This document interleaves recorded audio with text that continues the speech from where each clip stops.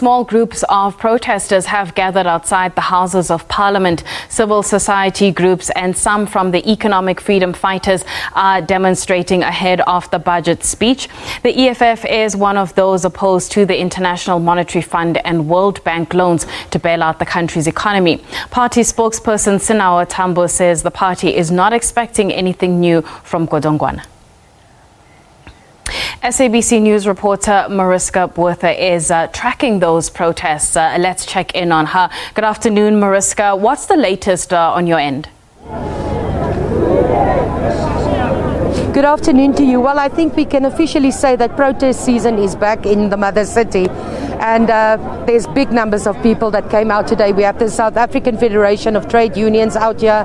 We have the South African municipal workers that also marched. And I'm going to step out so you can see right there at the back, approaching Parliament as we speak, is the group of the economic freedom fighters also making their way here to the gates of Parliament. We haven't seen a protest or protests, plural, of these sizes since before COVID-19. And today people came out in their numbers. Of course, as you rightly said there, the EFF is opposed to loans from the World Bank and the IMF, saying that comes at a great expense to the people of South Africa, and South Africa should rather look internally to generating funds and creating a boost in the economy than making loans that comes with conditions that filters down to the people of South Africa.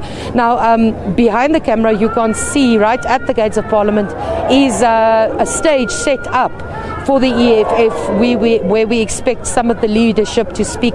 We don't know if the leader of the party itself, Julius Malema, will be addressing the people, but a stage is set up as the large group of EFF members make their way up the road here towards the gates of Parliament. As I've said, we haven't seen these numbers of people out in the streets of Cape Town since before COVID-19. So people are really gearing to come to Parliament and bring their message across. Also, of course, remember, there was a fire at Parliament, so Sona couldn't take place here. So this is the first big activities we're seeing at the Houses of Parliament for 2022. And in the background, the EFF making their way up to us by the gates of Parliament.